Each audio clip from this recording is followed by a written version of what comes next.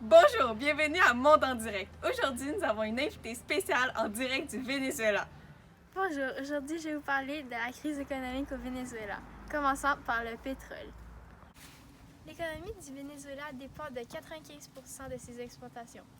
Ça fait donc que l'année passée, il y a eu 12% qui a baissé et cette année, il y en aura encore plus qui est de 15%.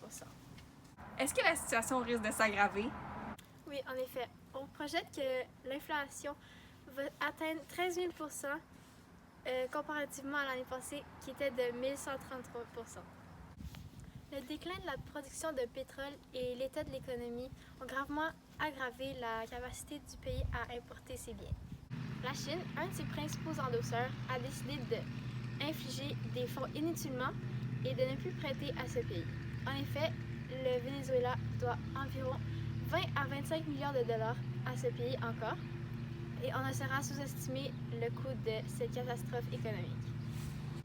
La production de pétrole a baissé de 3,3 millions de barils à 1,5 million, un niveau qu'on n'avait jamais vu depuis 30 ans. Ce sont les chiffres du gouvernement, donc on peut croire que ça a été sous-estimé. Maintenant, en direct de Caracas, parlons des frontières et de l'immigration.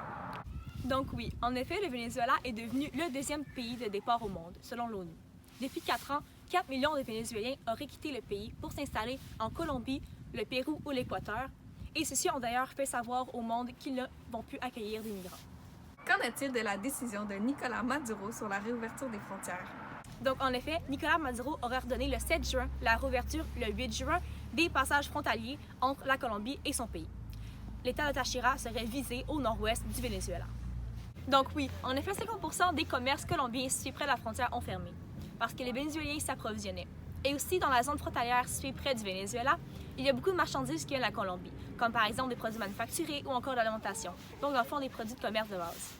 Donc la réouverture des frontières est arrivée presque 4 mois après leur fermeture, ce qui crée beaucoup de tensions entre la Colombie et le Venezuela. Le peuple va même s'y questionner sur l'homme au pouvoir, Nicolás Maduro. Justement, les partisans de l'opposant vont dénoncer les choix faits par Nicolás Maduro. Quel genre de tyran malade va s'opposer à l'arrivée de nourriture pour des gens affamés, s'interroge le secrétaire d'État Mike Pompeo.